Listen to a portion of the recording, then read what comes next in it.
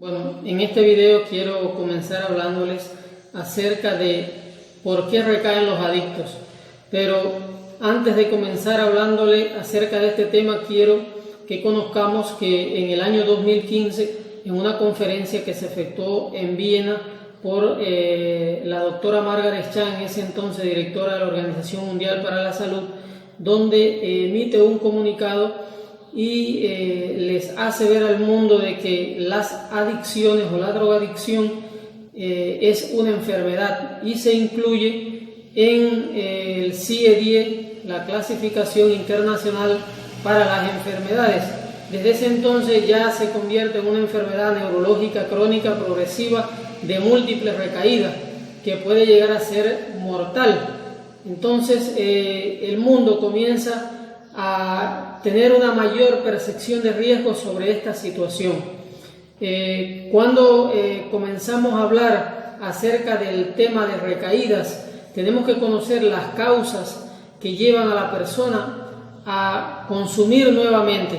Una de ellas, la primera, es la lesión cerebral. Existe una lesión cerebral demostrada por tomografía por emisión de positrones y fueron estudios realizados por la doctora Nora Volkow, directora del Instituto de Abuso de Droga en los Estados Unidos, donde se demuestran áreas de cerebro que se dañaron producto del consumo exagerado de sustancias psicoactivas.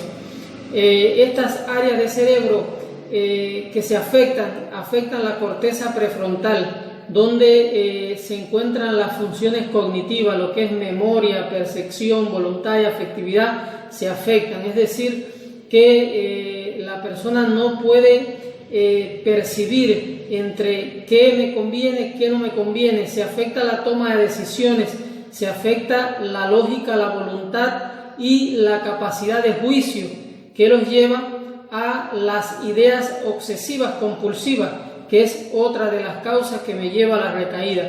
Las ideas obsesivas compulsivas, es decir, ideas repetidas en el sistema o repetitivas en el sistema nervioso central, que me lleva a la obsesión, es decir, actuar sin pensar. Yo actúo y luego me arrepiento. Otra de las causas que me llevan a una recaída es la memoria de consumo o la memoria selectiva. Estas personas que consumen sustancias han vivido situaciones muy desagradables, muy difíciles, muy tristes, pero también hemos visto situaciones placenteras, de euforia, placer, bienestar. Es decir, cuando hablaba de situaciones desagradables, es la realidad del adicto, este sufrimiento que produce al consumir una sustancia cuando quiere salir de ahí y no puede. Y estas situaciones placenteras se producen por la liberación de endorfinas y dopamina, es decir, que comienza a presentar una dependencia psicológica, que es la que lo hace sentir toda esta situación placentera, pero simplemente es un engaño. Esta persona en algún momento, cuando comienza a vivir esta realidad imaginada, las cosas que aprende o que hace durante esta liberación de dopamina y endorfina son mucho más selectivos a la hora de recordarla. Es decir, que comienzan a relacionar la droga con el placer, y esto los lleva a un nuevo episodio de consumo o a una recaída. Otra de las causas que los lleva a la recaída es la negación. Es decir, estar en negación es no hacer conciencia que yo tengo una enfermedad, y es decir, que aun cuando estoy en un proceso terapéutico sigo pensando que cuando termine el proceso voy a seguir consumiendo. Es decir, llego a pensar que yo puedo seguir consumiendo otras sustancias o una dosis menor de esta misma sustancia. Si mi problema era con la cocaína, yo sigo pensando que cuando yo termine el proceso voy a poder consumir marihuana o quizás una dosis menor de la cocaína. Otra de las causas que me puede llevar a una recaída es no trabajar sobre las diferentes áreas y esferas de la vida que se afectan durante el consumo de sustancias, desde el área espiritual, psicológica, biológica, intelectual, laboral, judicial, social y familiar. Es decir, que hay que identificar cada una de las áreas que se afectan y trabajar y darle prioridad a esa área que más se ha logrado afectar. Otra de las causas que me llevan a una recaída son los trastornos de personalidad. Los trastornos de personalidad son trastornos que aparecen en la adolescencia y que llegan a durar toda la vida y que traen consigo problemas tanto a la persona que la padece como al que lo rodea, y que vienen precedidos de situaciones de bases importantes desde la familia, desde mucho antes. Es decir, que la familia como célula fundamental de la sociedad, importantísima forma de organización de la vida cotidiana, fundada entre lazos de parentesco, madre, padre, hermanos, hijos.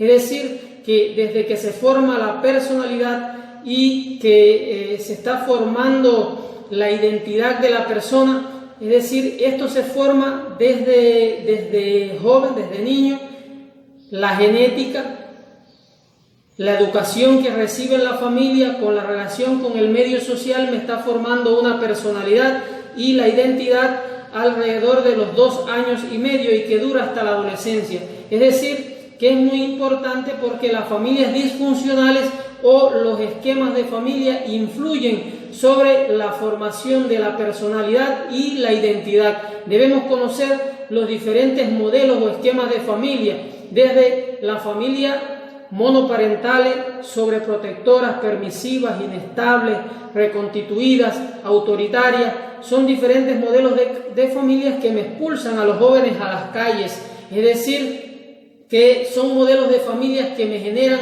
un pensamiento irracional, que posteriormente me forman sentimientos negativos y terminan en los trastornos de ansiedad, depresión y en la adicción, que son las interacciones que existen entre las emociones y los pensamientos. Por tanto, hay que trabajar. Existen diferentes modelos terapéuticos que se utilizan para poder trabajar y abordar estas familias disfuncionales.